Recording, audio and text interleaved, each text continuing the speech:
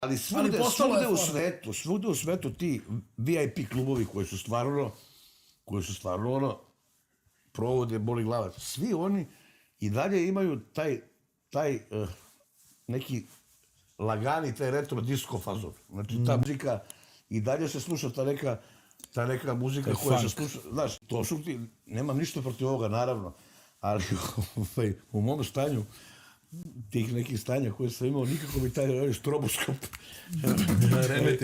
nikako mi ne dozvoljava mi da se normalno ponašam.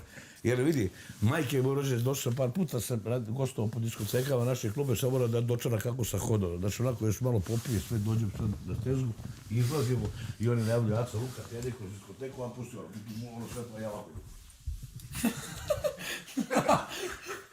Ne može treperi. Da, bre si. I onda tako da nekako mi to sve, ja sam ovako malo više da ovo suptilnije te varijate.